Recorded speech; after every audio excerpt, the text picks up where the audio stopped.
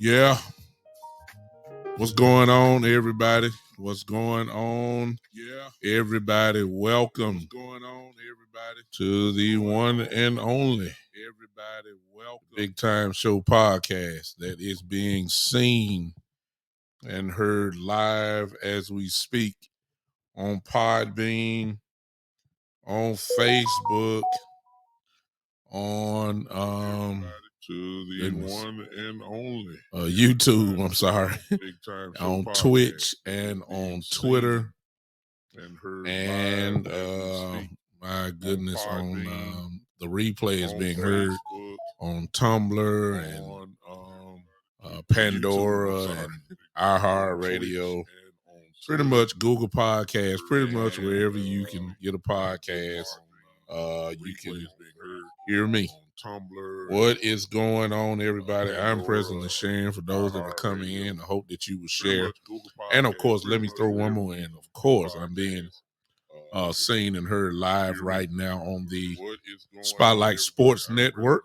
Of course, that's first and foremost, obviously, because they picked up the show or allowed me to put the show on their network. And of course, I'm appreciative of that. I got to tell you before I even get started that I'm irritated. Okay, there's no sense in me lying about it. It's no sense of nobody trying to tell me how I should feel. It's no. If you want to be optimistic about the Dallas Cowboys, I am not knocking you. Okay, I'm not. I'm not knocking you. We have different types of Cowboy fans. We have Cowboy fans that are who look beyond what they're seeing or even not acknowledging what they're seeing and choose to be optimistic. I have no problem with you. I don't. I'm not even about to knock you. I'm not about to try to kill your optimism. I'm not here today for that. However, there's another group of Dallas Cowboy fans that simply look at things as they are. We ain't talking about what it could be. We're not talking about what it should be. We're not talking about none of that stuff. We're talking about it as is right now. That's why I come into play. I'm sorry if you don't like it. I'm sorry if you can't deal with it. I'm sorry if you don't want. Look, some of this stuff that I'm getting ready to say, whether you want to admit it or not, despite your optimism, despite your whatever, it is what it is. I'm sorry. I'm not in a good mood. I'm telling y'all that right now. The preacher is not in a good mood. I'm not. Unless one thing, and I'll get into that in a second. I'm coming to the comments in a minute. I see some comments being made. I don't know who you are, but just hang with me, hear me out, and we'll move on. Okay, I'm serious. I'm not excited. We ain't even got to the meat of the off season yet, and I'm already in a very irritable type mood when it comes to the Dallas Cowboys. Because I got a question for y'all right now. You've seen some of the news as I have seen it. I got one question right now. I've been trying to prepare y'all. I've been trying. No, nobody don't want to listen to me though. That's okay. I got one question in spite of. I've been trying to prepare. Are we trying to win? No, nobody don't want to listen. Or are we trying to rebuild? Which one is it? Because if you tell me the truth, which one it is, not you per se. I'm talking about the front office. If the front office go ahead and tell me really what the goals are for next year, then I won't be so fired up about it. Or my expectations will not be high. They really are not high after last year anyway. What's up, Karam? I hope I'm pronouncing your name right. I see you. I'm glad you joined in. If you tell me, if y'all as y'all coming in, if you tell me what in the world are we doing, then I won't have a big problem. If you tell me that we are rebuilding, then my whole attitude will change. Because I won't have no hopes then, okay? Do y'all see what I'm saying? If you tell me we are rebuilding, then I won't have no problem. I won't have no problem with some of the stuff I'm hearing. But you cannot tell me as a fan that you're willing and you're trying to win a world championship. Not with this stuff that I'm hearing about. No. No, there's no way you can tell me that. I refuse to believe it. Because if you're really trying to win a championship, then what I would be seeing are real moves that'll be done to ensure that you at least trying to win a championship. For instance, y'all help me out. My dad is on here. My father is on here. Hey, Daddy, I see you. I see old the hating Pastor Greer's on here too. Here's my thing. You guys help me out today. Help me out. Let me see if this makes logical sense to you guys. Okay? Just help me out on here. If I'm wrong, somebody tell me, because I'm not the smartest man in the world, but I do kind of claim common sense. Okay? That's what I do. Okay? Help me out right here. You cannot be telling me you're trying to win a championship and you're willing to give away some of your best players. Does that make sense? It's just like, look, I don't even want to talk about today. Let me go back to the old days, okay? Hey, Tommy, I see you popped in. Let me go back to the old days. And I'm sorry, I ain't spoke to anybody on Podbean.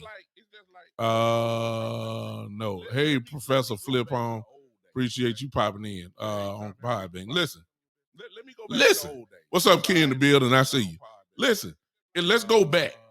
If you're trying to win a championship in the 90s with the Chicago Bulls, everybody knows Chicago. What's up, Ken in the building? I see you. But the offseason start off and say, hey, we want to trade Michael Jordan away, but we want to win the championship. That's the kind of sense that I'm talking about when it comes to the Cowboys. Let's go ahead and just go on, kick it off. How in the world are you trying to tell me that you're trying to win a championship and you're letting possibly, the word is out? Yeah, Shane. Good to see you.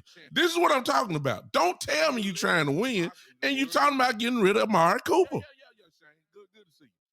That there's no way in the world that you can tell me that you're really trying to win when you already know that your quarterback becomes not so good with Amari Cooper gone. Your quarterback does not get better with Amari Cooper being gone. He does not stay the same. There's only one direction that Dak Prescott is going. It's low. There's only one direction that Wait a minute, y'all. Y'all help me. Please help me. I know I'm not the only one that's seeing this now. Listen to me. You do not get better as an offense. You wait a minute. The word is from the Cowboy organization is that we're trying to win a championship. That's what I heard. That's all I done heard.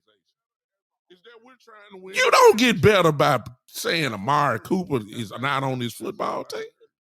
It does not make sense. Didn't we see Dak Prescott without Amari Cooper just a couple of years ago when they tried this wide receiver by committee type thing? Did we not see? Hey, Mike, I see you from Madison. Did we not see how horrible this offense look without a true number one wide receiver? It was just a couple years ago, 2019 to be exact. That's just a couple years ago. Do y'all remember the struggles? 2019 to be exact. What in the world are we? What? Do y'all remember the struggles? What are we doing? Now, if you're telling me we're rebuilding, what are we doing? Then I'd switch my focus to the draft. What are we doing? I will.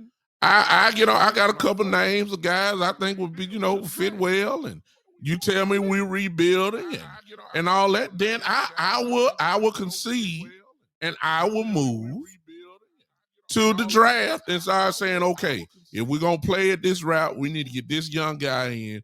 There's a lot of potential there. They can grow with this guy at this position. And I won't say nothing if you tell me we rebuild it. But you can't closet tell me we're trying to rebuild while telling me at the same time we trying to win a world championship. You can't do that to me. Now you might get away with that to other Cowboy fans. See, I'm too old now. I've been a Cowboy fan a long time. Have seen championships. Know what it took to get there. I've seen the Cowboys win. And I've seen how we are right now. And then I also know when somebody's trying to put smoke up my butt. And I've seen how we are. I believe the Cowboy Nation is getting played. Stephen Jones. I hope y'all paying attention. Because this is how it's going to be when Jerry Jones either retires or leaves this earth. It will fall into the hands of Stephen Jones. And based off what you have seen from Stephen Jones and his mentality on building the football team, I'm here to tell you before it even gets started, we are in trouble. I'm here to tell you before y'all can. I know this is hurting some of y'all optimistic Cowboy fans, and some of y'all gonna say, big time. Listen, you don't need to say that. You're not a Cowboy fan. I wish one of y'all would tell me I'm not a Cowboy fan. I wish you would. I've been a Cowboy fan since 1977. My daddy on here right now, I think. My dad is on here now. And my daddy will tell you that. So, no, sir. My star will never be turned in. So I'm qualified. I feel like I can go ahead and just say whatever it is, what I need to say. We're in trouble, y'all. Stephen Jones has a bad history. Stephen Jones let go of Dez Bryant because it was money time. Stephen Jones let go of Terrell Owens because it was money time. Some of y'all gonna say, well, it was Jerry that did that. No. It's Stephen. I've been trying to tell y'all all the time. Stephen Jones is the only one that has been talking. Jerry ain't really been talking. It's been Stephen. And whenever Stephen opened up his mouth, you hear this salary cap theology that he has. And we all know the theology by now. Save, save, save. Never spend, spend, spend. And this is why it's coming up to Amari Cooper time. Stephen Jones is ruining whatever is left of the window that the Dallas Cowboys have. They're going to let go of Amari Cooper. They are. I know. I hope some kind of way that I'm wrong, but it don't look like that, y'all. It don't look like that. I don't understand it. They're going to let go of Amari Cooper. No matter what y'all say about Amari Cooper, here are the facts about Amari Cooper.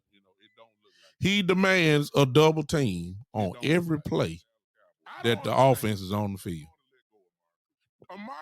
That's a fact. You don't believe me?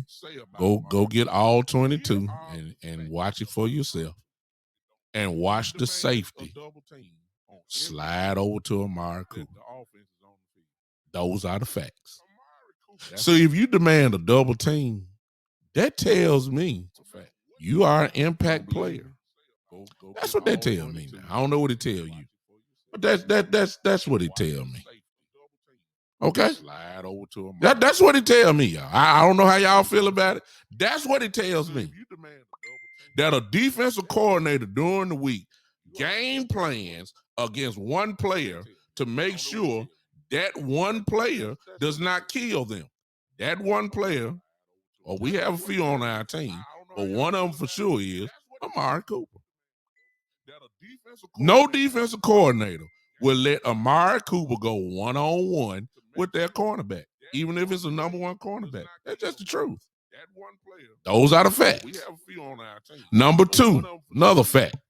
Because he is a double team number one wide receiver, obviously, that means he opens it up for everybody else. If the coverage is shifted his way, that means you're going to have one-on-one coverage, probably with your number two wide receiver, a.k.a. CeeDee Lamb, Cedric Wilson, whoever else is over there. Oh, please, Dalton Schultz. You think Dalton Schultz would be as good as he was if Amari Cooper was not on the field? Help me, somebody. It's not like Dalton Schultz is George Kittle or Mark Andrews or somebody. No.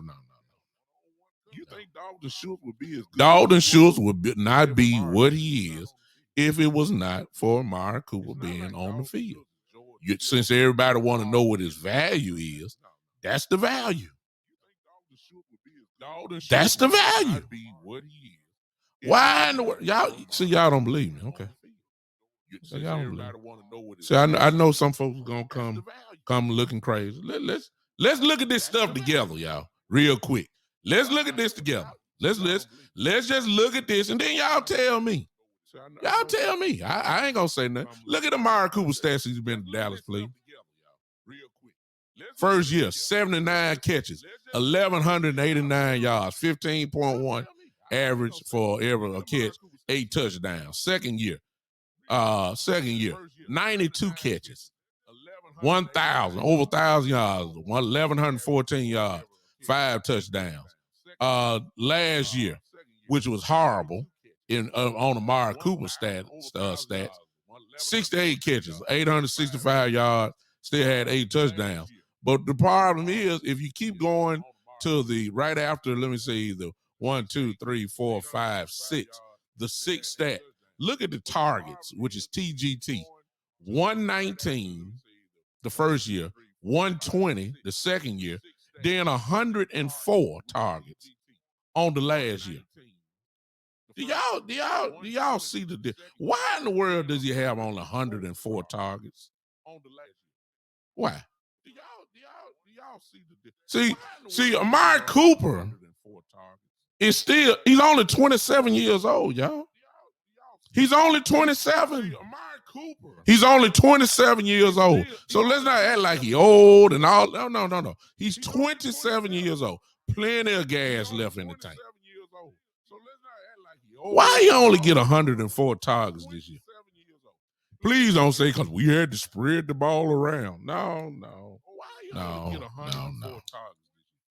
That's not the case. Please don't say because we had to spread the ball around. No. He got an offensive coordinator don't know how to get the ball to him. How about that one? That's not the case. How about that one? I mean, we here to tell the truth today. Kellen Moore has a Lamborghini of an offense at every position almost. But he don't know how to work it. Don't even know how to turn the key. He showed you that in the playoff game. I'm still stuck, y'all. Y'all know where I'm stuck at.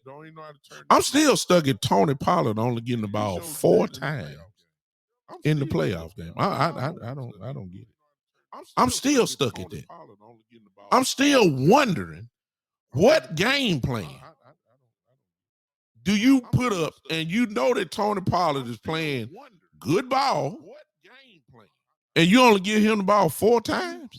That tell me you don't know what you're doing. You don't. And you only give him the ball 4 times? You don't know. That tell me you don't know. How you gonna tell me your number one wide receiver, which was Amari Cooper, on many games only had less than 5 targets a game. Please don't tell me about double coverage and all that kind of stuff, because I just saw Cooper Kupp just about break every record this year.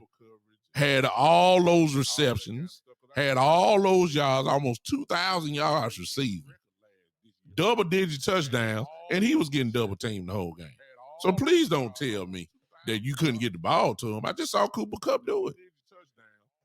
That's scheme. That's scheme. And I done seen enough of our beloved Wonder Boy, Kellen Moore. If he ain't figured out how to drive the car with them guys, he ain't gonna learn. Look, he done had a look. When you and I go to a job, we get a 30-day, whatever they call it, a 90-day, whatever. You know, we get about 90 days to prove we're worthy, or to stay on the job, or 30 days, or whatever. This man done had 3 years as an offense coordinator. Look, if he ain't figured it out now, he's not gonna figure it out. Amari Cooper is being blackballed by the Jones family. And notice the narrative that they're saying. They're changing. They know he's not getting the ball. They know he's not getting the targets. But then they want to change and say, well, if you're getting paid $20 million a year, you got to have the numbers. Excuse me, does Amari Cooper throw the ball to himself? I mean, yeah. Excuse me, does Amari Cooper throw the ball to himself? I'm irritated today, y'all. Does Amari Cooper throw the ball to himself? Or are his catches dependent upon Dak Prescott? Which is another reason why his targets are down or his numbers are down. Because the truth of the matter is, Matthew Stafford don't care nothing about no double team. He's throwing to Cooper Kupp. And he did. Matthew Stafford don't care. As soon as somebody look open, Dak Prescott looks the other way. You won't even give him a chance. He's a different receiver. He's not average. He's different. Amari Cooper is different. You got to give him a chance. So you got to throw it in tight coverage sometimes. Sometimes you got to throw it, even though he's got on maybe about a yard worth of separation. You got to throw the ball to him. You got to give him a chance. Dak Prescott ain't like that. He's just not. You got to throw the ball to him. It's not a Dak bash. It's just the truth. He's not. Okay? He's not. He's not. It's not a Dak. I know y'all don't like, because y'all Dak is just not. He's just not. He's not. Okay? He's not. He's not. He's not. He's not a gunslinger. He's not that guy. And so you go down from there. So how are you blaming Amari Cooper for his production or lack of production, and acting like it's his fault when he ain't throwing the ball to himself? He's not calling plays. And acting like it's his fault when he ain't throwing the ball. Huh? I don't understand. Are we trying to win or rebuild? So you're going to take away Amari Cooper, and now you're telling me that CeeDee Lamb is ready to take over. And now you're telling me. Here's the truth of the matter. I don't know that. Guess what? Here's the truth of the matter. And they don't either.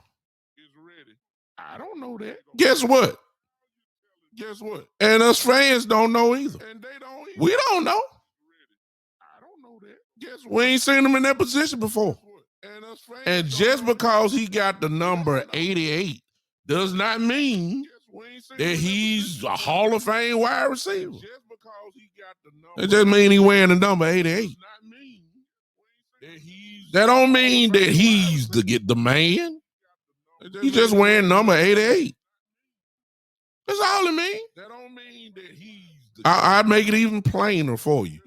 Just because he's wearing 88 does not mean he's Mike Irvin, Drew Pearson, or Dez Bryant.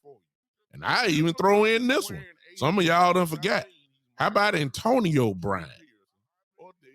Now, if you're a Cowboy fan, real one, then you know what I'm talking about. Antonio Brown was the truth also. I don't know what CeeDee Lamb can do. I don't know.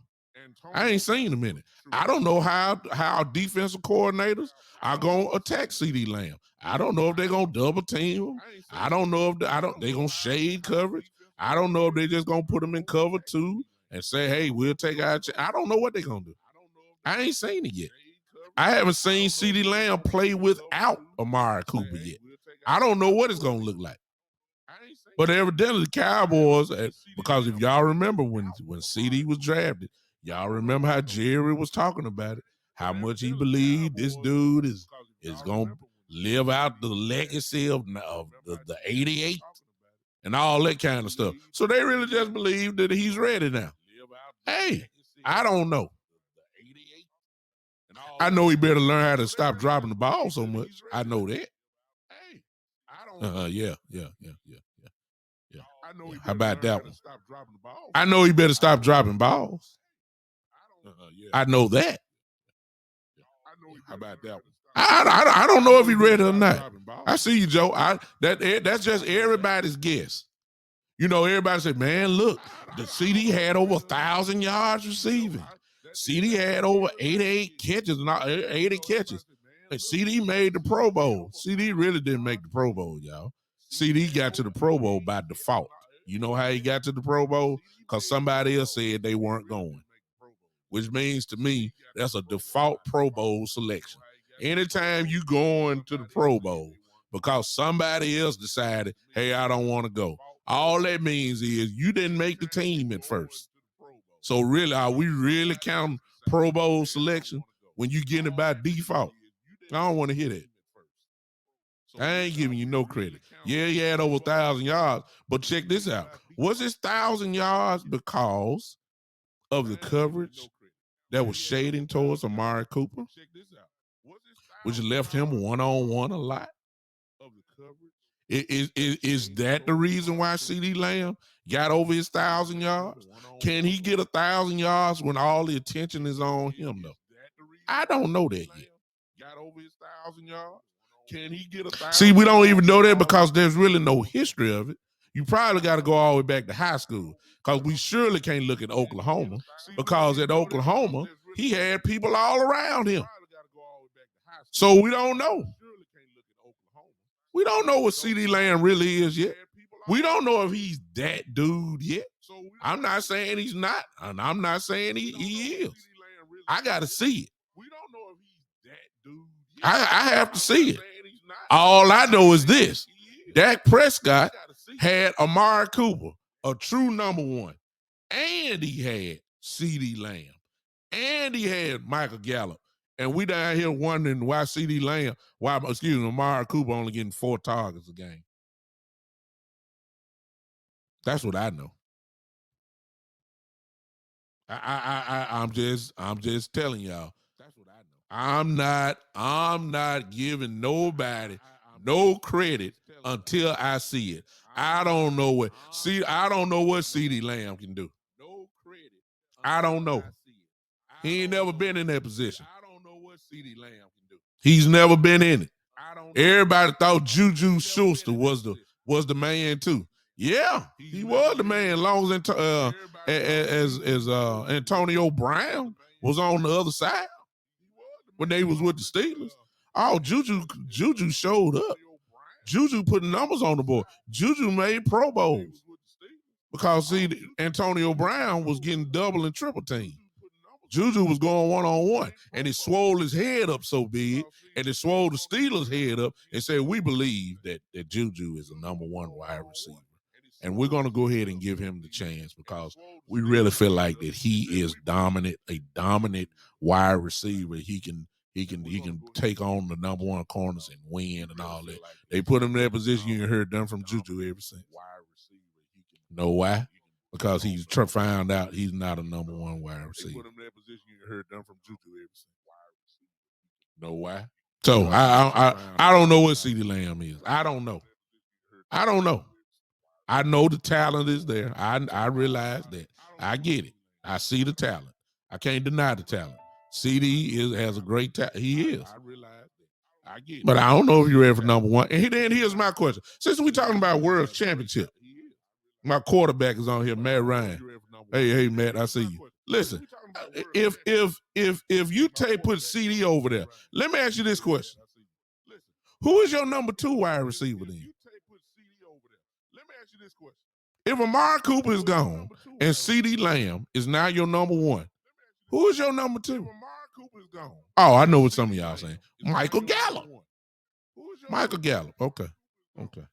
That same Michael Gallup just had ACL surgery and won't be back probably until maybe the middle of the year.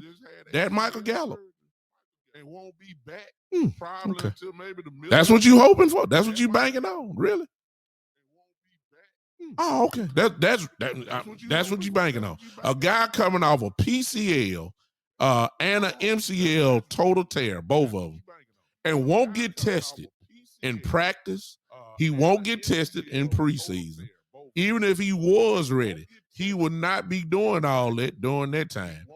The first contact for him is going to be in a game.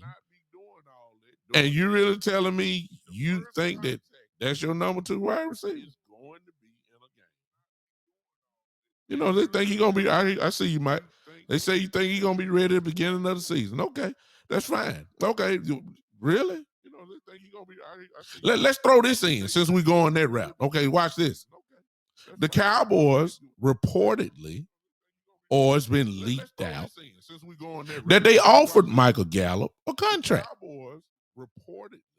Good old Stephen Jones. $5 million, 5 years, $30 million, average out to be $6 million a year. Are you kidding me? This man ain't never really had a contract before. He's been injured and he's coming back.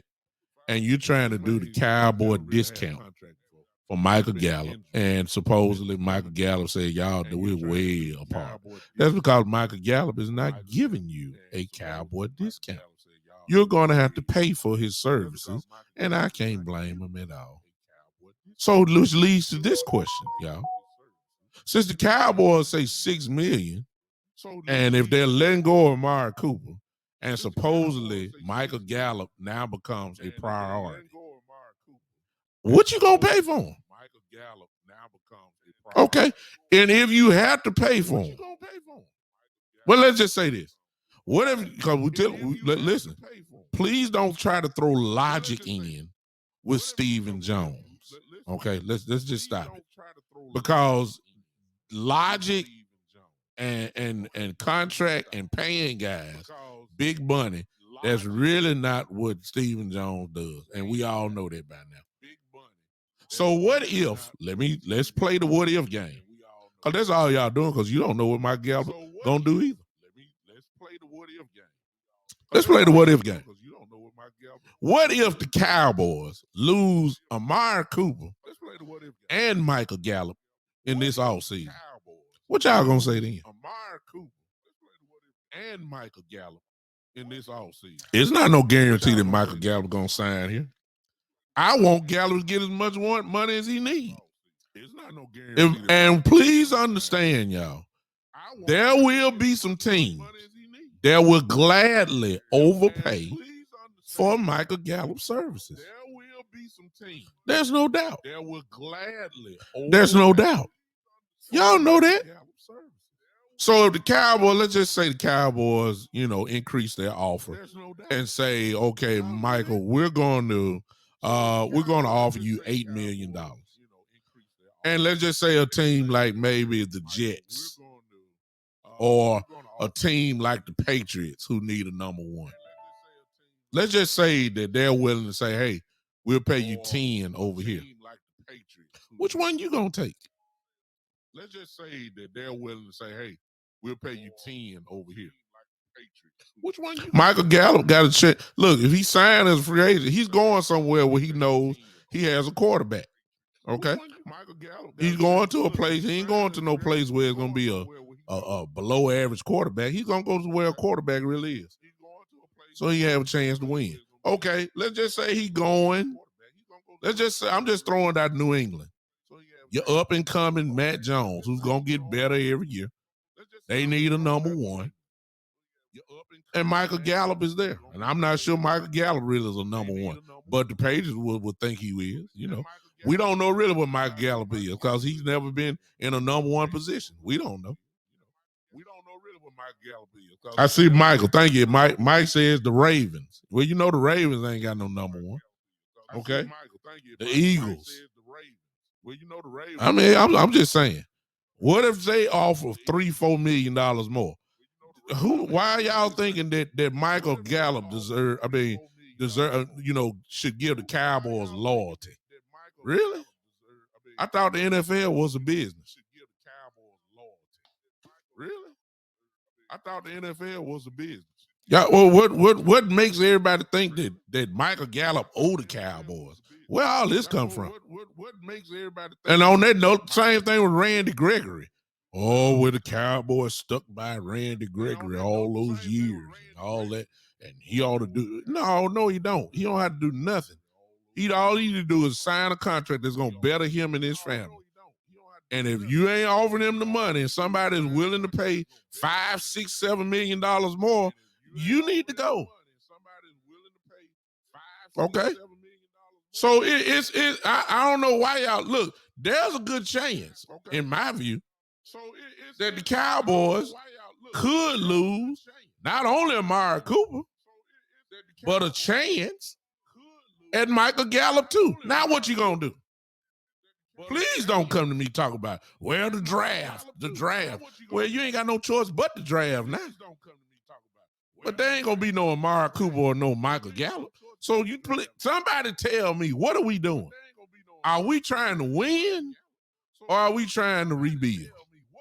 It's looking kind of rebuildish to me. It's starting to. It really is starting to lean this way now. It really is, y'all. I ain't got the defense yet. I haven't even gotten the defense yet. I'm not even there yet. I haven't even gotten the defense yet. Who? Look, I'm not even there yet. D-Law getting paid $20 million too. Stephen Jones don't want to do that. Okay, let's go to Randy Gregory. Somebody gonna pay for Randy Gregory now. There's too much talent there. Somebody's gonna pay for Randy Gregory. Hey, text on Podbean. I see you. Somebody is going to pay for Randy Gregory, and the Cowboys better come correct. Somebody is going to pay. You can't come to Randy Gregory. Well, we stood by you when you had your drug issues, and we stood by you when you had. Nobody don't want to hear that, man. This is what I am. This is what I do. This is my skill set. My skill set. Pay me accordingly. That's all Randy Gregory gonna say. I don't owe you nothing. I owe you if you paying me. That's what I owe you. Nobody. Look, please. I owe you. So if you're gonna lose Randy Gregory, and if you're gonna lose possibly DeMarcus Lawrence, please tell me: are we rebuilding, or are we trying to win a Super Bowl? Please tell me: are we rebuilding? I don't see it, y'all. I don't like what I'm hearing. We ain't even started yet. I don't see it. We at the free agency market haven't even opened yet. And this is what we're getting already. I look, this philosophy of Stephen Jones is really frustrating to me. This philosophy of Stephen Jones.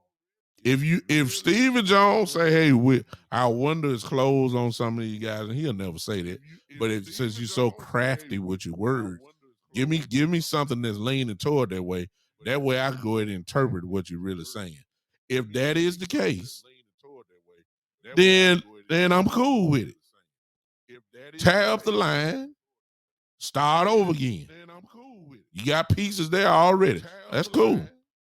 If you're telling me we're not gonna win, go ahead and tell me you're gonna draft a young wide receiver that you can play with for 5 years and you ain't gotta pay him, and roll the dice and see if this little young draft pick turns into a Pro Bowl type receiver.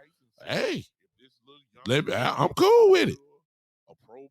If you talking about, hey, we can't pay Randy Gregory like that, we got these young rushers in the draft that we think really can come in and can pair up with Micah Parsons and really, be a very young team, and we can go ahead and try that, and we'll sign a veteran like Mr. Curse as a safety.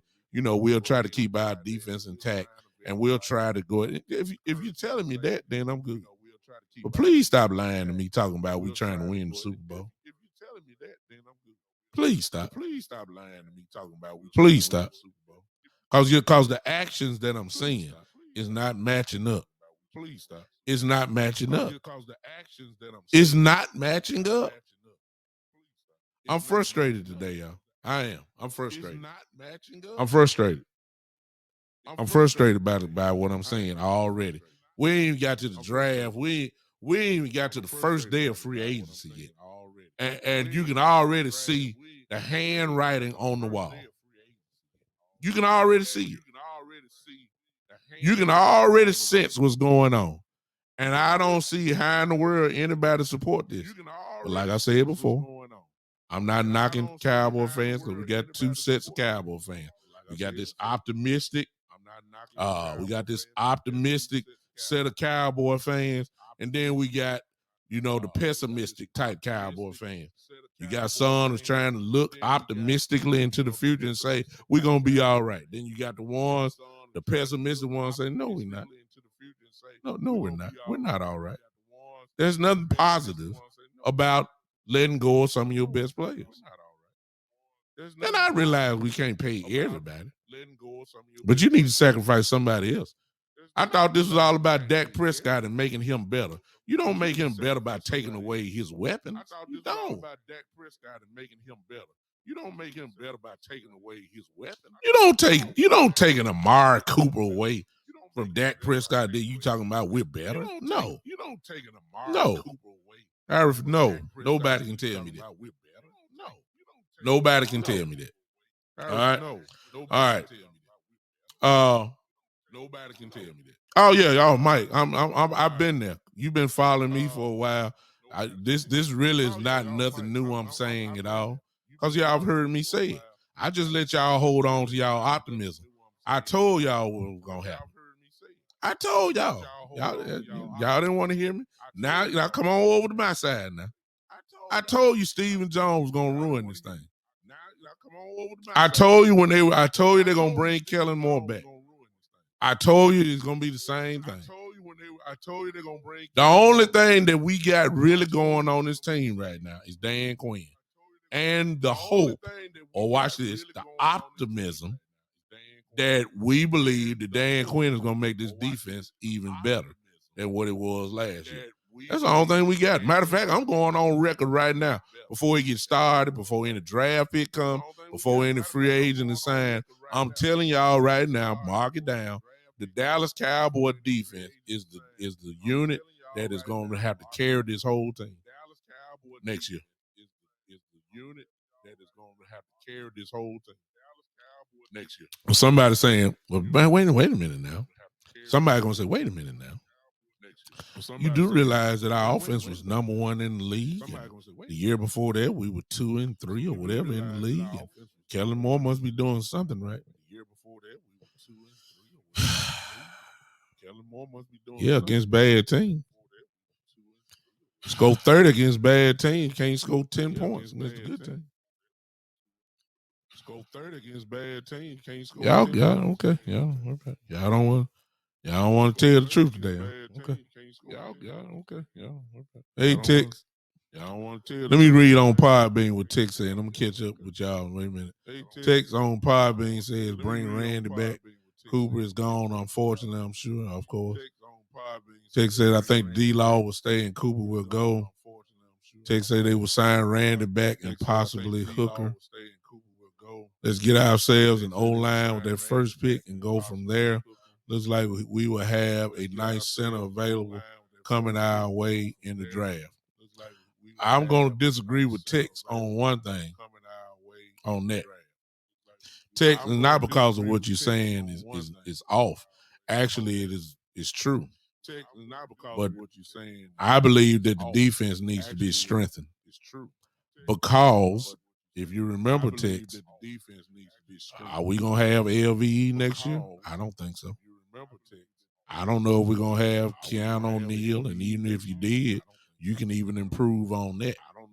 Now I realize that Jabril Cox probably will be back, but he's really gonna be kind of like a rookie because most of his work was on special teams last year.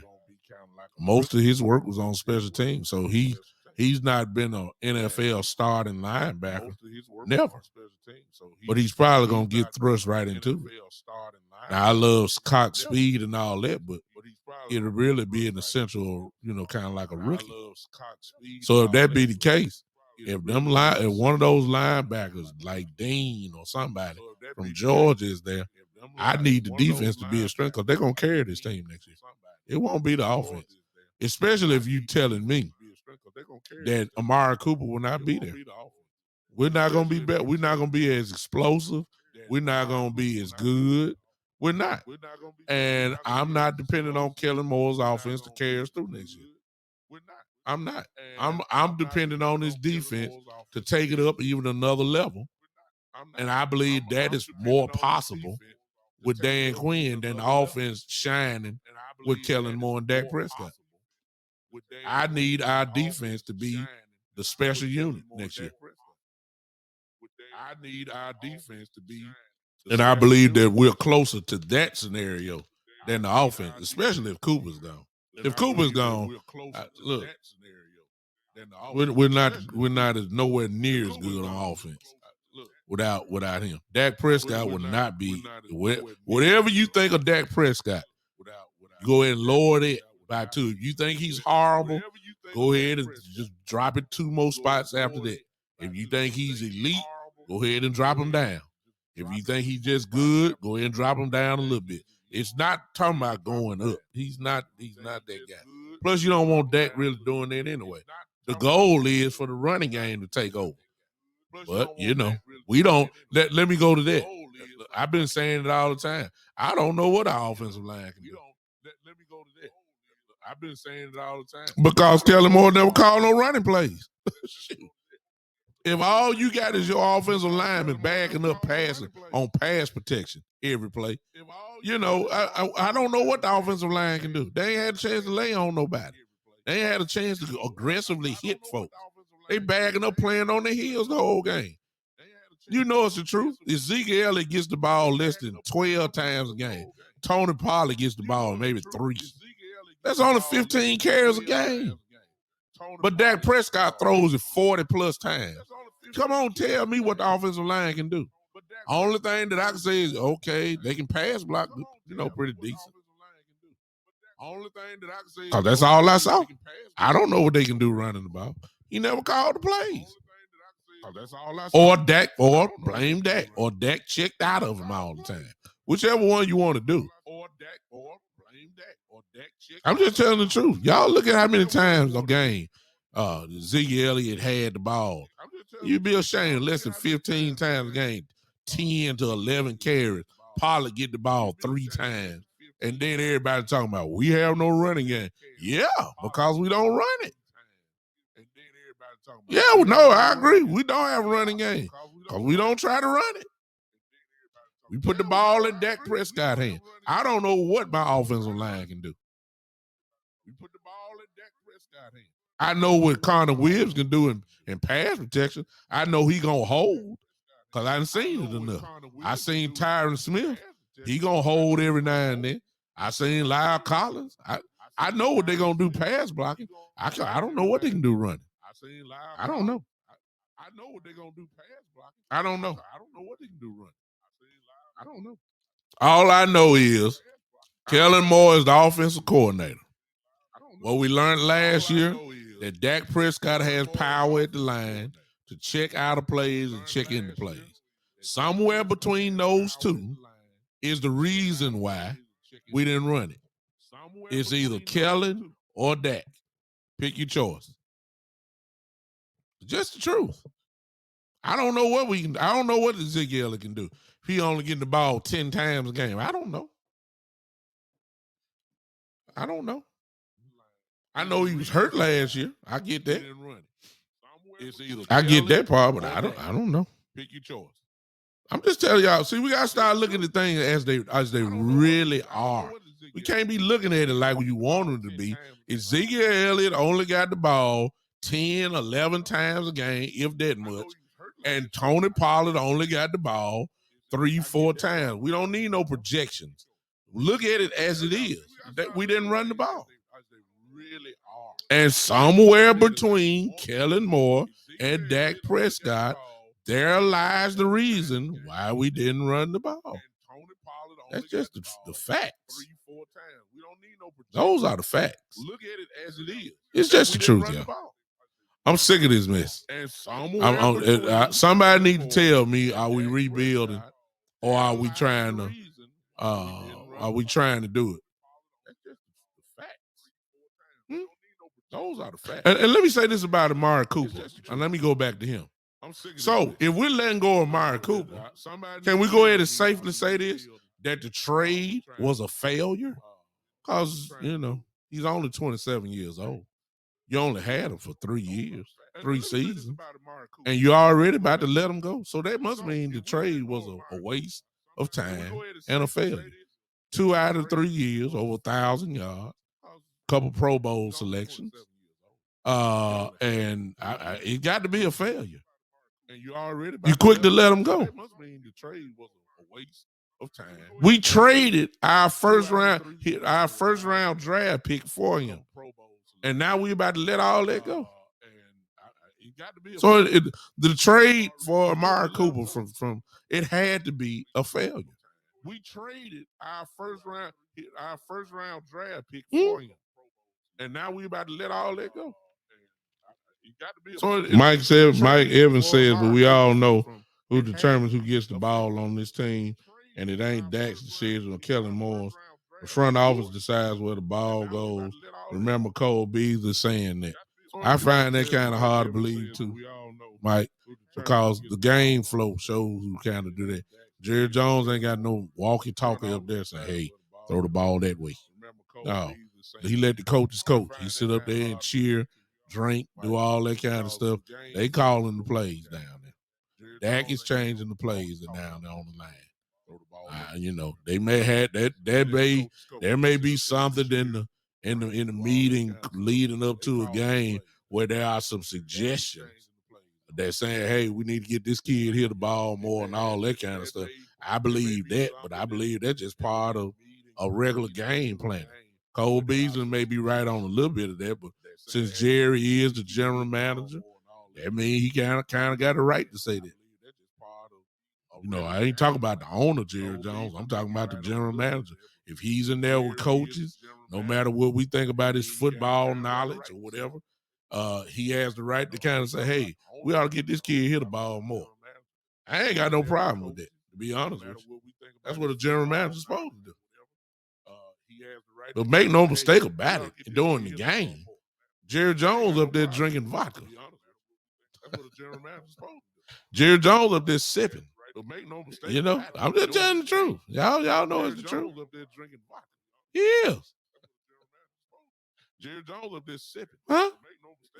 I'm just telling the truth. Y'all know it's Tech says Cooper is just not available enough. Big time. You can't continue to pay a guy that can't get right.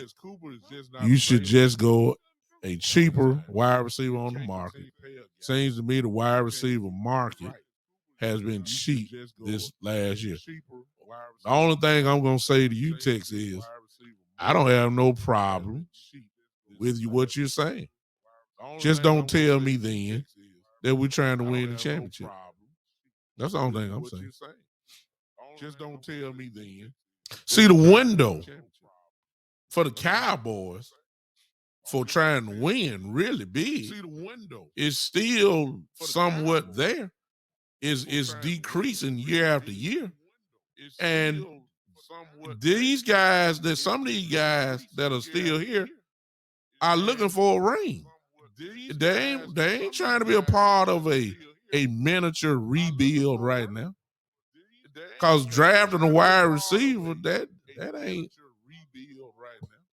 No, that's a rookie wide receiver. I don't know what I never trust a rookie. I mean, Jamar Chase from Cincinnati shocked me. But how many Jamar Chases are out there? But how many Jamar Chases are out?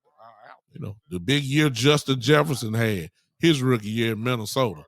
That don't happen now. The big year Justin Jefferson had his rookie year. So I don't trust the rookie. If you're telling me we just rebuild in Texas, I'm good with it. So I don't trust the rookie. If you're telling me we just rebuild in Texas, I'm good with it. Texas helping me out. Watch this. Watch this, y'all. I'm glad y'all seeing this. You guys can't see this. Watch this. Well, yes, I am. I'm going to put it there. Text. I'm about to put this on in the chat group on the sports spot. On Facebook. In the chat group. I'm going to put this. This comes from text. I'm going to let y'all look at this. And then y'all tell me what y'all going to do.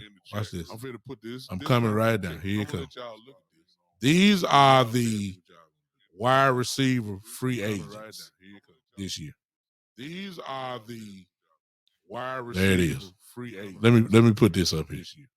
These are there it is. Look, y'all. Let's leave this up for a minute. Let me put this up. First of all, let's get this understood. Look, y'all. All the names you're seeing on the screen. Let's just say we ain't getting none of them. You know why? Because I got Stephen Jones. Stephen Jones ain't paying no money for these guys.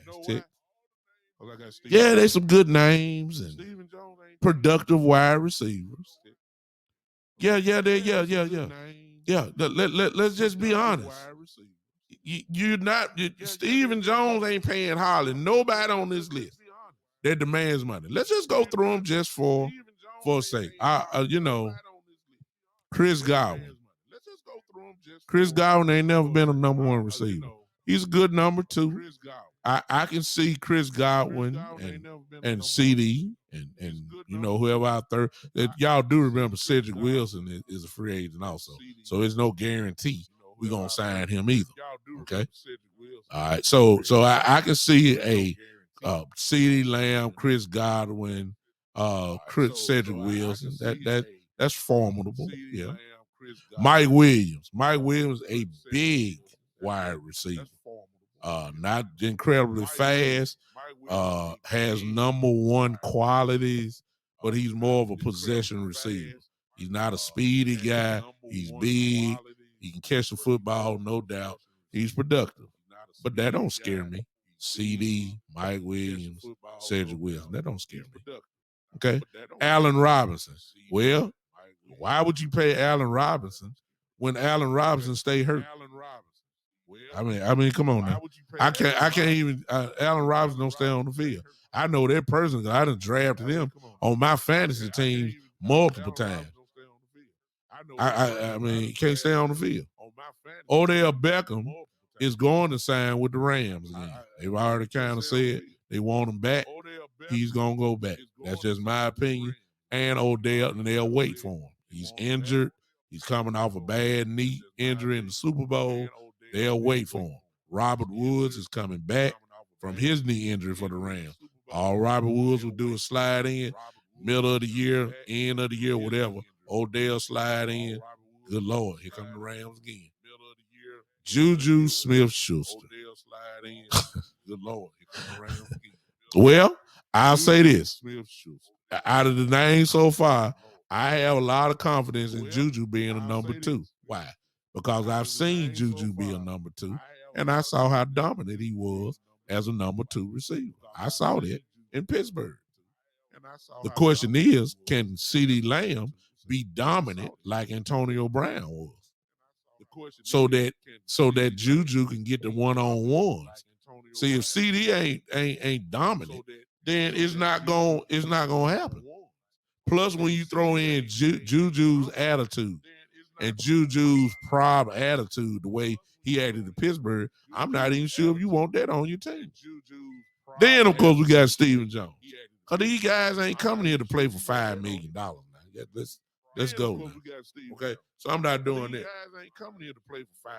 Christian Kirk. What does Christian Kirk do? I'm not doing that. All Christian Kirk do is just run past folks. That's it. He ain't done nothing in the league. All Christian Kirk do is just DJ Clark. That's it. DJ ain't done nothing.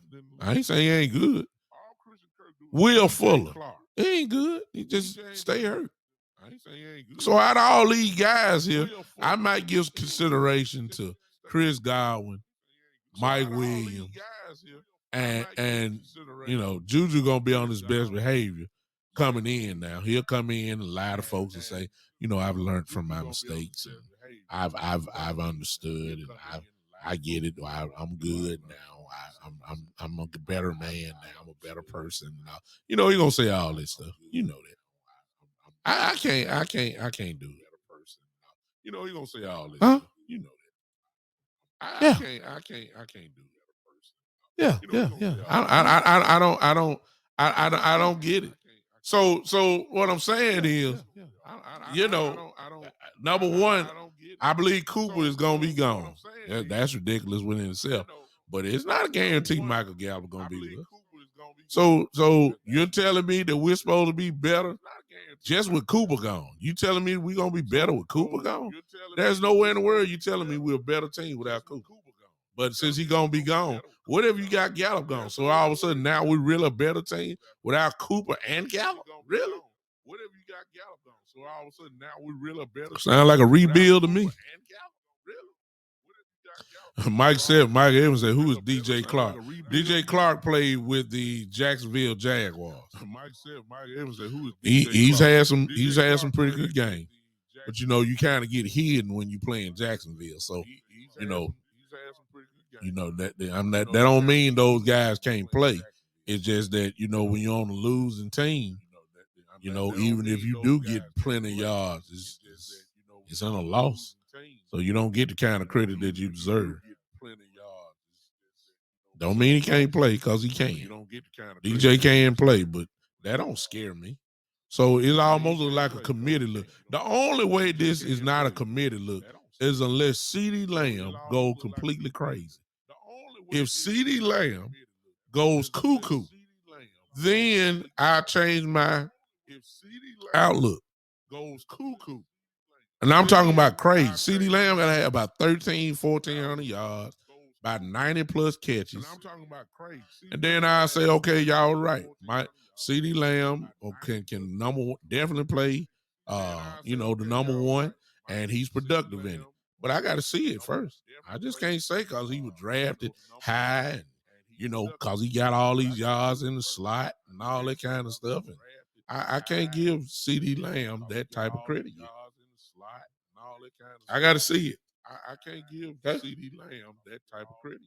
Terry slipped in a comment. I seen it all the time. I just ain't gonna say it. And this way y'all really gonna get mad. Terry said, plus add average Prescott, can't get him the ball. Now that's where the divide line gonna happen with Cowboy fans right there. Because some of you believe that Dak Prescott is a top 5 quarterback. I heard y'all say that at the beginning of the year. I wonder, do y'all think he's a top 5 quarterback now? I heard y'all say that at the beginning of the year. Mm-hmm. Yeah. I wonder, do y'all think he's a top 5 quarterback now? Mm-hmm. I wish I could have wrote down all these folks that was on my podcast show saying Dak Prescott was a top 3 quarterback, top 5 quarterback. Where everybody is now? Where everybody stand on that now? Yeah. Mike Evans says yes, he is. He's a top 5 quarterback. Mm. Mike Evans says yes, he is. I'm not gonna knock nobody's belief. Let's just say that those that believe that they are in the minority. Let's just say that. Those that believe Mike Evans believes that he is a top 5 quarterback. Let's just say that. It's not too many that's gonna side with him on that, but I appreciate his stance. They say that he is a top 5 quarterback. I don't know. They say that he is a top 5 quarterback. No, I don't know. Well, that's his opinion, and whatever his criteria is, that's fine. But I believe a lot of people that said he was top 5, they ain't saying that right now. They're not. They'll give them top 8, maybe top 10.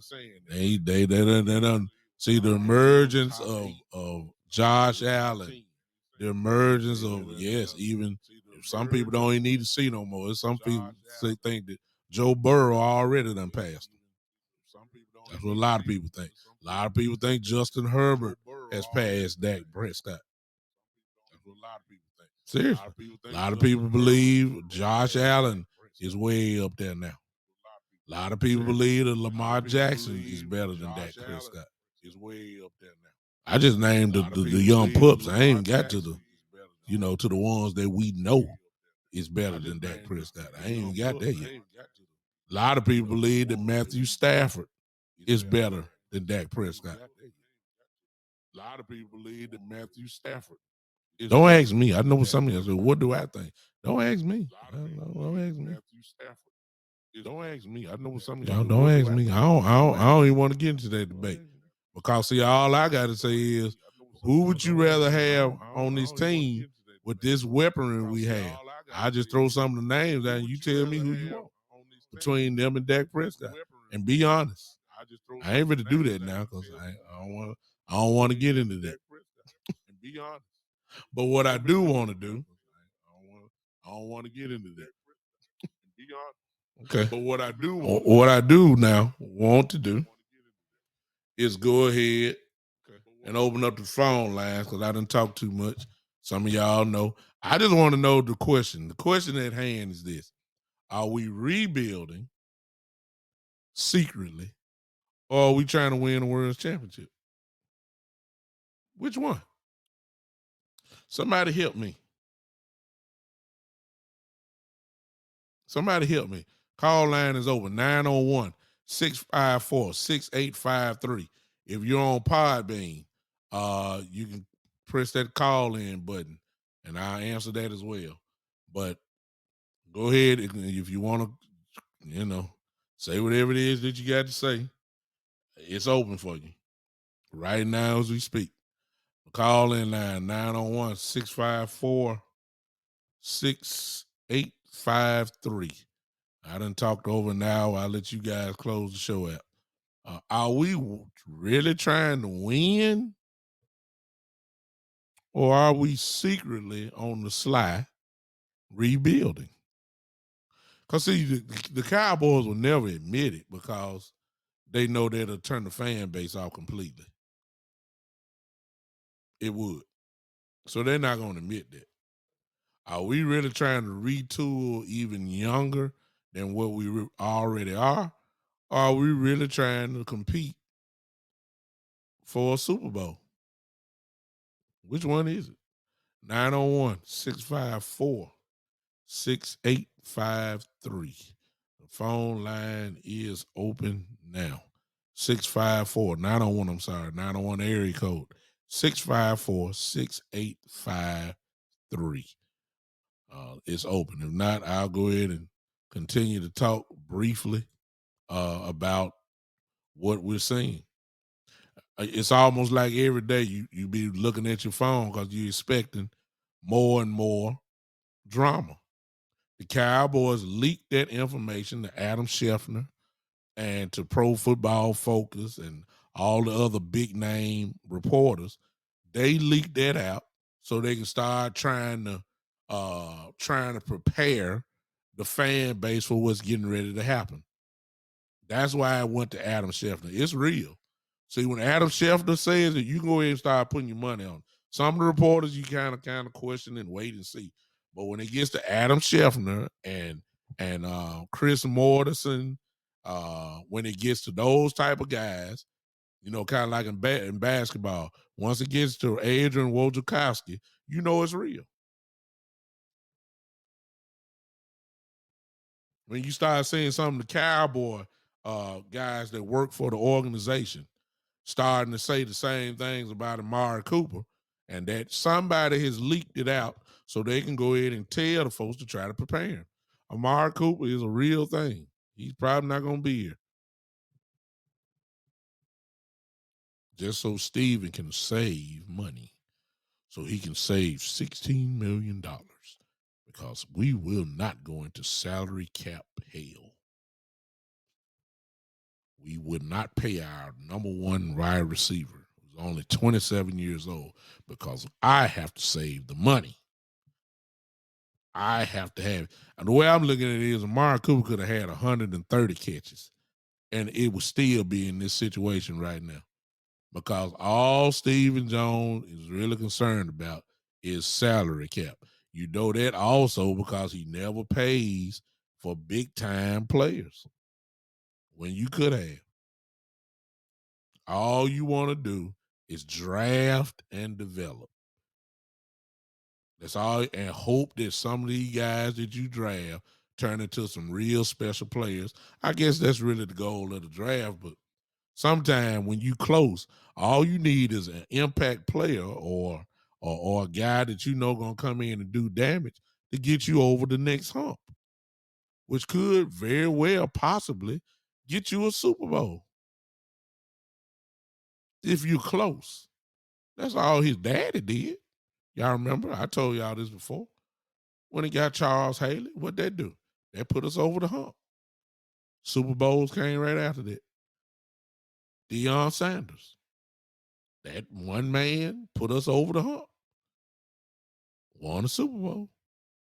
This is that's what signing big impact guys do. But we dealing with a guy who obviously is leading this organization, and all he believes in is dotting I's and crossing his T's on the salary cap. I don't know if you want to win or not. That's all I'm saying. Call in line is open. 901-654-6853. 901-654-6853. I don't know if we're trying to win or not.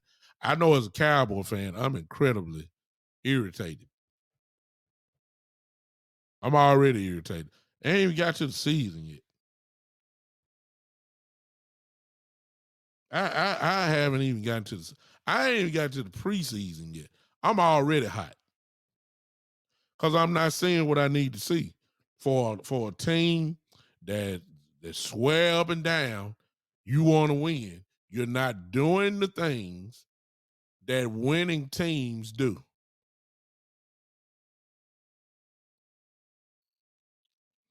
Kermit's in. Kermit says the Dak haters can tell you a million things he's not doing or can't do, but we had 5 Hall of Famers point to coaching. We saw Dak get Cooper the ball plenty of times, especially in Cooper's first 3 years here. Blame your coaching and front office. Kermit, you coming in late. I already done said that. I said that is you got an offensive coordinator that has a Lamborghini car, but don't even know how to turn the key on. This offense was loaded at every position almost, and you still didn't know what to do with it. And we're not going to solely put it on Kellen Moore, Kermit, as I said earlier, and it's just the truth. When I was talking about, I don't know what the offensive line can do because we never ran the ball. When you look at the stats of Ezekiel, how many times he got the ball in the game, and how many times Pollard got the ball, and then you put that against how many times Dak threw the ball. I don't know what the offensive line can do because they've been pass protected the whole game. Anytime Ezekiel only gets the ball between 10 and 12 times a game, and Pollard gets the ball between 3 and 5 times a game, and you done ran the total for the whole game, probably 13 to 16 times a game between the two of them. That tells me you ain't running the football. So I don't know what my offensive line really can do because they only ran the ball 16 times. That means the offensive line go forward, hit guys forward, lay on them, all that. Long as they doing pass blocking the whole game, because Dak done throwed it over 40 times, I don't know what they can do. I don't know. Now, I said this, Kermit. I said this, and this is just the facts. We learned last year, we already knew Kellen Moore was a play caller, but we also learned for sure that Dak Prescott had the power to change plays at the line. So here's the fact. Between those two guys, Kellen Moore and Dak Prescott is the reason why we didn't run the ball. Can't blame it on nobody else. That's just the truth. Between Kellen and Dak, pick your choice. Problem mixture of both. That's the reason why we didn't run the ball. Joe says Jerry Jones had 3 Super Bowls. Now the only thing he cares about is building up his empire. I don't think that's the case, Joe. I really don't. I really don't. I think Jerry wants that attention, spotlight. He wants to win. But what he has done, he has conceded the power to his son. And his son does not think like he did. He's not a risk taker like Jerry was or is. And what you're seeing this organization resemble the ways of Stephen Jones and really not Jerry Jones. That's what I'm seeing for the last, 5, 6, 7 years. They lean heavily on Stephen Jones and Will McClay. Jerry Jones ain't watching no tape of these guys. Jerry Jones ain't watching no real film. Jerry Jones is going by the opinion of his son and Will McClay, and they have developed a system because the drafting part, for most points, have worked. We draft pretty good. I give us credit for that. We draft pretty good. We do. And we're starting to look like Stephen Jones. And this system don't work. His system does not work. Now, when I got teams like the Rams pushing all their chips to the table, the Buccaneers a couple years ago pushed all the chips to the table, and both of them won the championship. And we started trying to draft and develop. When all you had to do was go get one other impact guy. That's all. Go get you one good defensive tackle. Put him there between Gregory and Lawrence and Parsons. Give me a defensive tackle that's nasty. And I bet you we would have had an even better defense. I mean, just as simple. So I can't give this team credit where it don't deserve it. I think we're rebuilding. They just ain't said it. You can tell by the moves. And if we're rebuilding, thank you. Just let me know. Just let me know. And my expectations for this team will not be high at all. We'll just be battling to try to win the division. And if you're telling me win division, maybe that's the ceiling for next year. But don't tell me nothing about no Super Bowl now. Because I don't see no Super Bowl moves. I don't see Super Bowl moves. So I ain't thinking Super Bowl next year.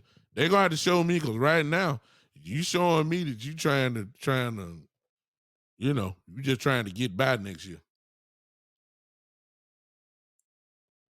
Maybe you think because the division is so bad. +1 919 All right, I got somebody calling in. Michael Evans. Oh, man. To accept, press 1. To send a voicemail, Hold on, y'all. press 2. So, I just think we're rebuilding. I got my guy Michael Evans on, who has called in, and he is here now. And let's see what he got to say about this situation. What's going on, Mike? How you doing, Mr. Douglas? I'm good, man. I'm so aggravated and frustrated with this whole thing. I don't even know where I start, but I am going to address these. At least there are 2 things I need to address. The first thing about this thing about Dak not being a top 5 quarterback. I want someone to name me 5 starting quarterbacks in the NFL, not named Aaron Rodgers, not named Patrick Mahomes, Josh Allen, Matthew Stafford. Even though what has he done up until this year? Now that he got traded to a loaded football team who pretty much sold their soul, and forgive me for saying it, sold their soul to the devil to kind of try to win a Super Bowl. And just for the sake of argument, let's just throw in Joe Burrow. Somebody name me five quarterbacks other than those 5 guys who's better than Dak Prescott in the league. I don't think anybody can. Well, I know one for sure. That's Lamar Jackson? No question. No question. Lamar Jackson hasn't even won a playoff game. But he's a unanimous MVP of the whole league. That right there outranks that. You take Lamar Jackson out the Baltimore Ravens, they are a 3-win football team. You put Lamar Jackson on that team, they're battling for a Super Bowl. That's how valuable he is. I was kind of sitting here holding on to my seatbelt, thinking you were going to say somebody like Kyler Murray. No. I will throw in and say Russell Wilson, though. No question. I throw Russell Wilson. I don't even know. I mean, but that's just it. See, when you throw out those names or really any names, it's really about what your standard or what a quarterback is and what he should be. And most people would say that Russell Wilson is a better quarterback than Dak Prescott. You'll have some that say Dak is, but it ain't many. But most people would say Russell is. Now, when I say Lamar Jackson, I guarantee you, folks, it is a very few that will say that Dak Prescott is better than Lamar Jackson, even at this point. It's just really just the truth. It's not a knock against Dak. It's just that when you start talking about those type of guys, you find out really where you're standing, and you named off maybe about 4 or 5. Well, that's your top 5 right there.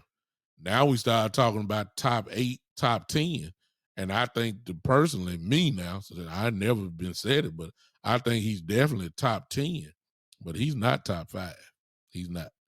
I'm not saying that he's. Okay. I'm not saying also that there's just a gigantic slope there either. A downward slope from 5 to 7 or 5 to 8. It's really not. It's just that there's no way that I can put him above a Josh Allen right now. I can't put him above, the guys you named, the obvious guys. Can't put him there. But he's a good quarterback. He is. Dak is. But that's an argument that we have on you. Go ahead. I'm sorry. Yeah. I can put him ahead of Josh Allen. I mean, how many division championships he won? 2? Yeah, but check Josh this Allen, the last week he went back to back. I think Dak won at least 3. He won in 2016, 2018, and he won this year. The only pushback to that is that Josh Allen's already won more playoff games than Dak have in all these years. That's the only pushback. Yeah, that's true. So really, when it comes to the division championships, a lot of people would give Josh Allen a pass on it because Brady was over there. I mean, the AFC East belonged to Tom Brady and the Patriots. There ain't no question about that. And of course, he left and Buffalo won, but Josh Allen done won more playoff games than that. And without a doubt, the Cowboys roster was better than Buffalo. So I mean, you just all depend on what you say. But let me ask you this question: are we rebuilding? I don't know what we're doing right now. I mean, there's 3 things you do in the NFL. You either rebuild, you reload. Okay, my mind just flipped to the other. Okay, we ain't reloading. Okay, we're not reloading. Uh-huh. We're not rebuilding. Uh-huh. So, and we're definitely not. If they let Amari Cooper walk, we are. I mean, I'm one of the most optimistic Cowboy fans there is. There is no way we can be considered a contender without Amari. Uh-huh. But you see what's going on, Mr. Douglas. I see what's going on. Uh-huh. I don't know what some of these other people don't see what's going on.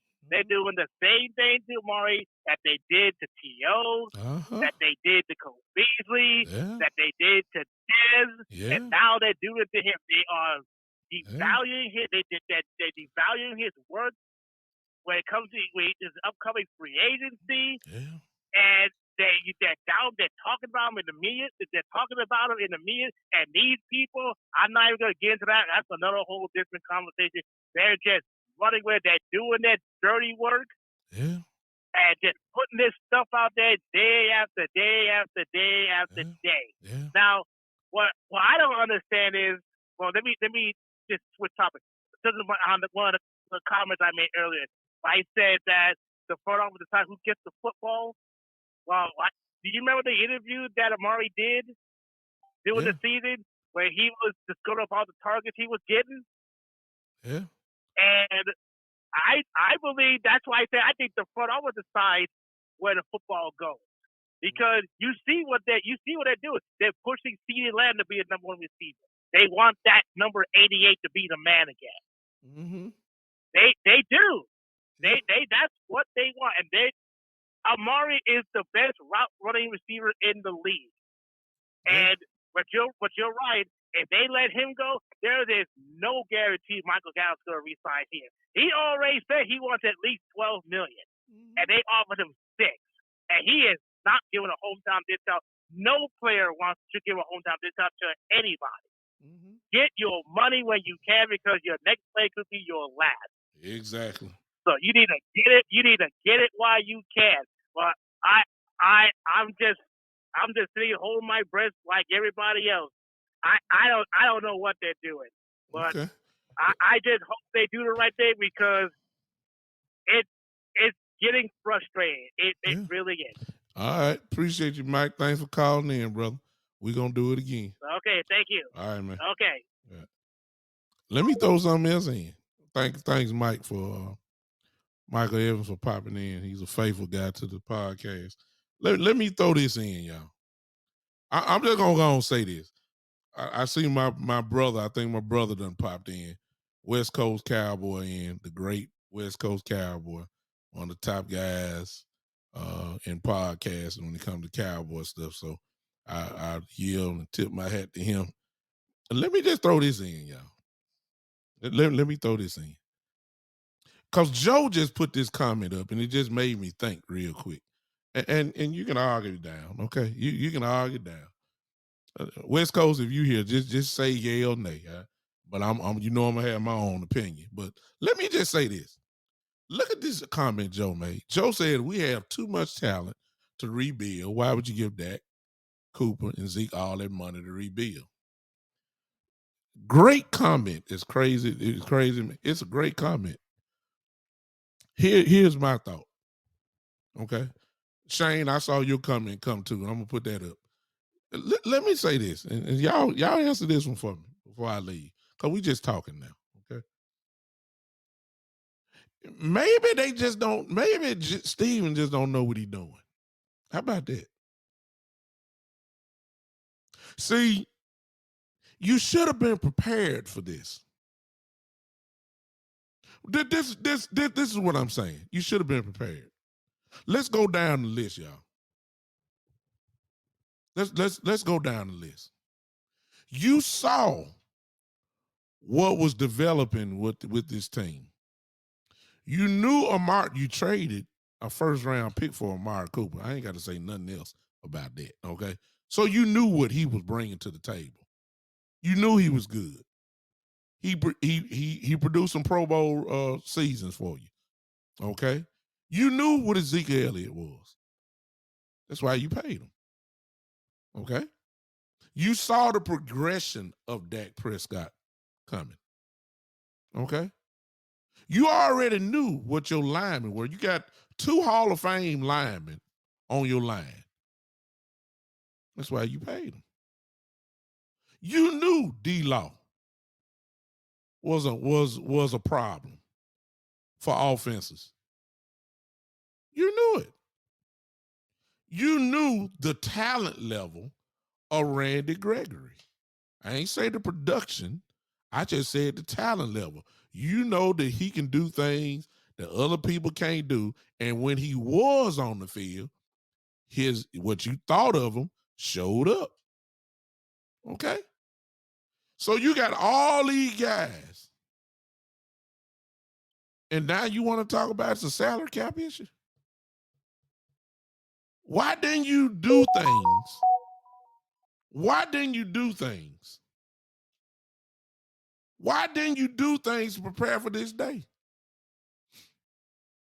Now you finna look like a fool. I'm sorry, I'm convinced. Now you finna look like a fool because now forget Cooper. I believe Cooper's gone, which is dumb in the first place. You don't your offense does not get better by letting go of Cooper. Let's stop it. But how you know you ain't about to lose Gallup now? You knew Gallup. You knew what Gallup brought to the table. You knew when his contract was coming up. And now you're depending on, because he's injured, you think he's supposed to give you a deal. Man, please. So now you look stupid because you're going to lose Cooper and possibly Gallup in the same year. That's really your number one. And depending on how you look at it, you'll start with this, say this. You're going to lose two of your starters from the wide receiver position. You look real dumb. It looked like you don't know what you're doing. You got Gregory over there. Some team is going to be willing to overpay Randy Gregory. And you're going to be sitting here talking about, well, we've been loyal to Randy Gregory. He ought to be loyal to us. No, Randy Gregory ought to be loyal to himself and his family. You look real dumb now, Steven. Somebody finna go to D-Law in a minute. Somebody finna go to D-Law and gonna ask D-Law to take a pay cut. Somebody finna do that. And you think because you gave him the money, you think D-Law is just gonna say, okay, well, I do. D-Law ain't that type of guy now. You finna look real dumb. You finna cut LVE, because you're not gonna pay him. And again, some other team will likely overpay for LVE. So now you about to lose LVE, in my opinion. Keanu O'Neal is not nothing to talk about, whether you re-sign him or not. Even if you sign him, okay, I'll give you credit for some experience, but I'm not giving you no credit for production because Keanu O'Neal didn't give us production, okay? So we're going to get that away. Or let's just say, for instance, we lose both for some crazy reason, okay? Now you're going to look real stupid because now I'm depending on Jabril Cox to be whatever you think he's going to be, who essentially be playing as a rookie, as a starting linebacker, because all he did was play special teams primarily last year. You're looking real dumb. And please don't tell me about the draft, because if you talk about bringing in the draft, now you're telling me another rookie is about to start. You're going to get, it's a rookie as a linebacker. This is not Georgia. This is not the SEC. This is the NFL. These guys will kill rookie linebackers. Offensive coordinators will kill them.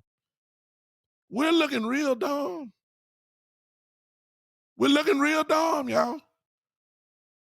So Joe's comment raises a real good question to me. To me, it does. Do we know what we're doing? Because Stephen Jones is showing me he can't deal with successful players. Like, you traded for Amari Cooper.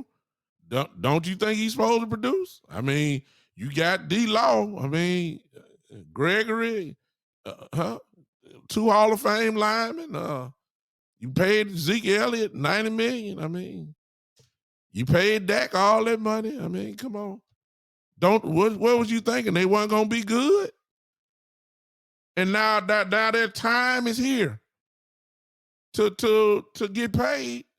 And your first option is, well, the salary cap is what we got to do, and we got to let you go now. But you gonna let everybody go.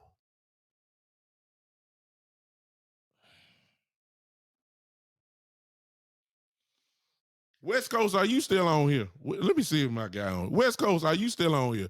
Just say yes or no. Are you on here, man? Cause just answer my question.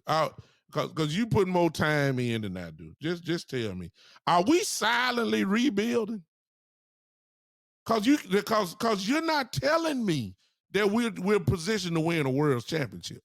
You're not doing the things. We're not doing the things to say we're really going after a world championship. Matter of fact, everybody who's here, everybody, whether you're a Cowboy hater, Cowboy lover, it makes no difference. Since you haters love to watch us anyway, what are the Cowboys doing? Are we secretly rebuilding? I mean, somebody, if you let me know that, then I know how to adjust my attitude coming in for this season. I will. That would tell me the whole story. And you can't straddle the fence. Either we're going after the Super Bowl or we're not. And the moves that we're making is showing me at least that we're not trying to get to the Super Bowl. We get a, if this was school, we're gonna get an A in salary cap issues. We're the champions of the world in that. Oh, Stephen L. Jones is one of the best in history for the salary cap. He's good at that. Oh, Stephen, he's excellent at that because he ain't spending no money. He's trying to save all he can. Value free agents, build through the draft. We'll pay that. We'll pay for free agents on day 4. We'll pay for free agents on day 5, day 6. And all we're trying to do is get guys in here that'll compete for the depth chart. We ain't trying to get guys in that's going to become immediate day 1 starters from free agency pool. We don't do that. So you can't tell me, based off of things that I'm seeing from other teams, you cannot tell me that we are really going for a Super Bowl. It just look like to me we're just trying to be competitive. That's all I'm saying. I don't see the real moves. The moves that I'm hearing about that we're getting ready to make is telling me that y'all can go ahead and just get ready for next year. This year here gonna be a wash. That's what it's telling me. Anytime you telling me about Cooper leaving, the possibility of Gallo being gone, the possibility of D-Law or Gregory, or maybe even both, because D-Law is not going to take a pay cut. And usually what happens with us is when that happens, y'all know what happened. The player gets released. So it's not out of the question to say that D-Law may be gone. I believe they're going to go after Gregory anyway. Huh? So you can't tell me that we're really, now if you're telling me we're just trying to win the NFC East, okay, then, I guess we got a shot at that. Okay. If you tell me that the window on this team is closed, then I will accept that. The moves are showing me that you believe that the window is closed. And I've been saying it anyway, but just don't tell me you're trying to win now. I don't want to hear that. I don't want to hear that. I don't want to hear it. I'm saying differently. I see frustration on the way, y'all. I see total frustration on the way. You guys go ahead and get excited about the draft. Okay, God bless you. Let me know who we drafted. How about that? Y'all tell me. Because see, the last few years, I done seen us draft first team All-Americans, and all they do is play special teams. Brandon and I, y'all forget, that was the first team All-American as a pass rusher.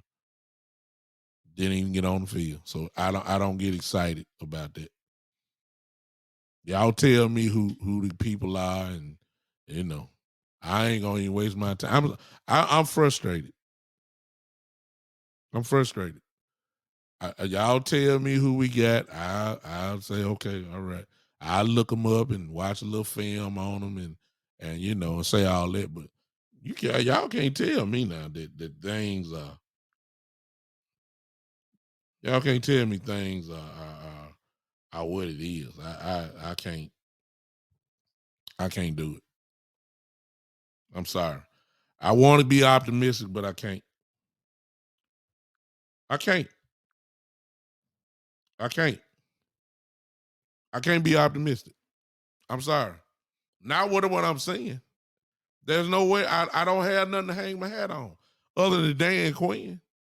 If we just want to talk Cowboy defense, you'll get a reaction out of me. That's the only thing. I feel like Dan Quinn is going to get the job done this year. I believe the defense, well, it just depends on who we got there. Because, see, if you tell me D-Law and Gregory not there, then this defense ain't nowhere near as good. And then y'all going to tell me, well, we got Chauncey Golston, and we got Terrell Basham, and we got, please. Please, y'all, don't do that to me. I'm not saying they're bad players. I'm just saying don't do that to me. Because you know they're not D-Law and Randy Gregory. There are some people that you're going to let go, and you're going to have to pay the price for it. Because we're not that good without these guys. Without Amari Cooper, we're not that good. Without Gregory or D-Law, we're not that good. Even if you sign Gregory, without D-Law, we're not that good. We're not. We're not. We're almost through, y'all. The call-in line is open. Again, the call-in line is open. We're going to close it out. 901-654-6853. Here the question of the day is, are we silently, secretly rebuilding? Or are we really trying to win? 901-654-6853. If not, I'm going to shut it down because the more I keep talking about it, the worse I'm feeling. I'm trying to find some type of light. I don't have it. I don't have it, y'all. I don't have it. I don't have it. I'm trying, y'all. I'm trying to be optimistic because some of y'all want to be optimistic. Get ready for week 1, and I look.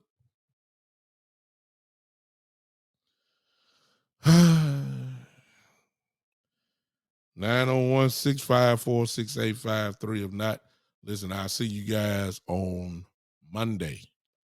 Same place, same time. Same place, same time. Jose, it would be a shame if we rebuild them because they're wasting Dak's best years. Oh, I agree, but when you look at it, once you look at what Steve and the John, I mean, what we're doing is just not. It's not showing me that we're going higher. It's showing me that we're getting ready to go lower. There's not even a room to say we're staying on the same level because you're not. You lose Cooper, you go down. You lose Gallup, you go down. You lose a D-Law, you go down. You lose a Gregory, you're going down. You're not going up. You're not staying the same. Some guys you just can't replace because they're different. They're special. They can do things that other people cannot do. You don't go up. You're taking away Dak Prescott's best weapons. Y'all complain about Dak now. Some of us complain about Dak now. What in the world you think he gonna look like if he ain't got his weapons? Come on now. Come on now. All right. All right. No call in. Listen. On the screen on the ticker there that you see, these are ways that you can support the podcast. The Cash App is there. If you like what I do and you agree with it and want to contribute and help your boy out a little bit, there's the Cash App $, the Big Time Show. Those are my handles that you can follow me at. If you're not, I really would love you guys to follow me on YouTube, the Big Time Show. Just go there and subscribe, turn on the notifications, and I appreciate it. Another way you can do is the Big Time Show 3.supercast.tech, which is a way that you can become a subscriber monthly for it. Don't ask for much. You really have total control on what you want to contribute to that. Don't necessarily have to be no $30 or $5, or you can do whatever you want to do. If you want to contribute $1, so be it. If not, that's cool. I just appreciate you guys hanging with me. Again, I'll be with you guys on Monday at 7:00 Monday. tonight. We may do a part 2 to this, or I just might just go ahead and open up the call-in lines right from the start, and we'll just do a freestyle Monday because I need somebody to help me because I don't see any joy. Oh, Terry says we draft good. That's our optimism. My only pushback to that, Terry, is I mean, there's some spots on our team that you already know the guys ain't gonna play. Like everybody wants us to draft linemen. Okay, if we draft a tackle, when he gonna play? See, y'all forget. I mean, Tyron Smith. I mean, we know he gonna get hurt. Okay, let's just use him for instance. We know Tyron Smith gonna get hurt. Okay, but his backup is Steele, Terrence Steele. There ain't no rookie for to start over Terrence Steele. Okay, if you talking about Lyle Collins, Terrence Steele can play both tackle positions. So if you draft one in the first round or second round, when is he gonna play? We still ain't seen Josh Ball yet. The guy that we tried to get last year. Connor McGovern has to play.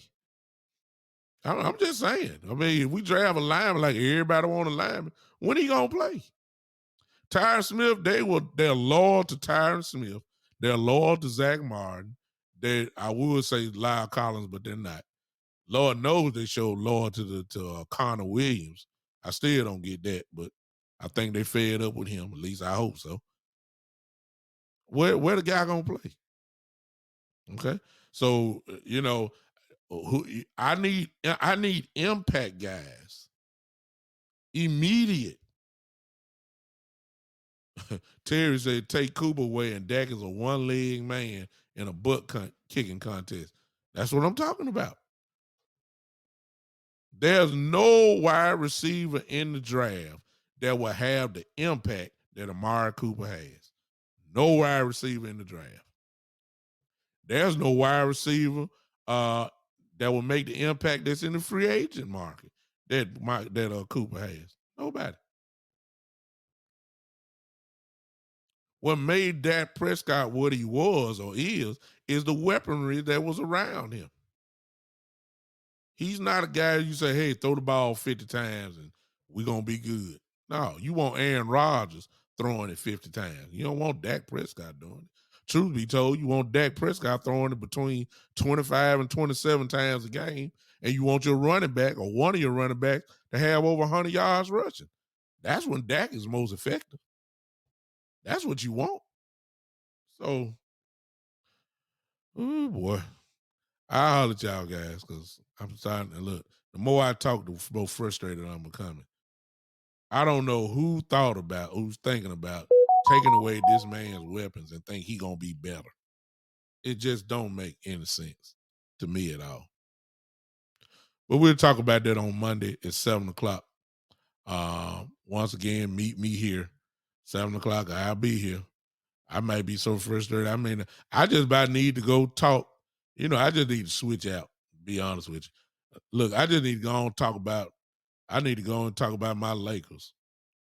Uh-oh. Can't talk about the Lakers. That's frustrating too, isn't it?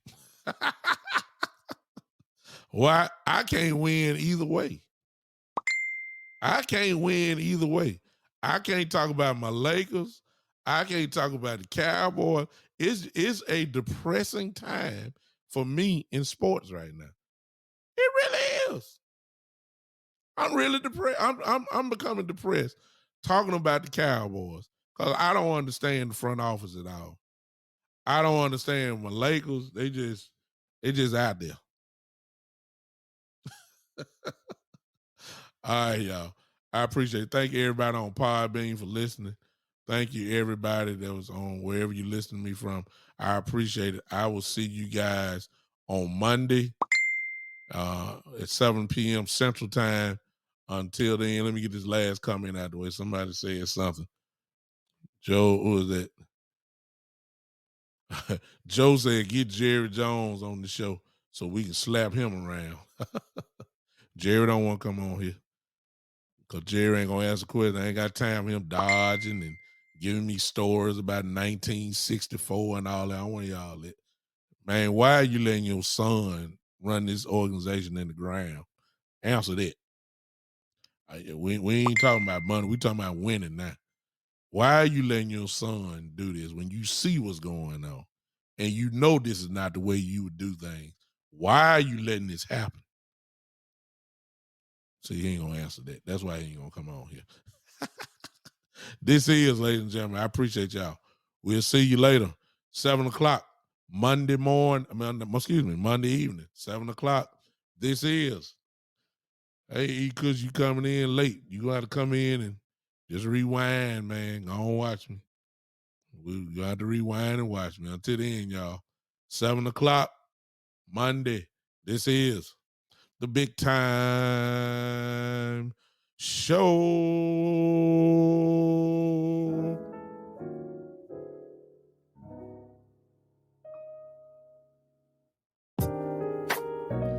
Bye, Bean. We're going to see you Monday, 7 p.m.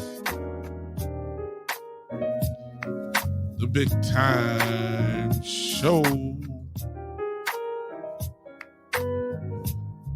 Yeah.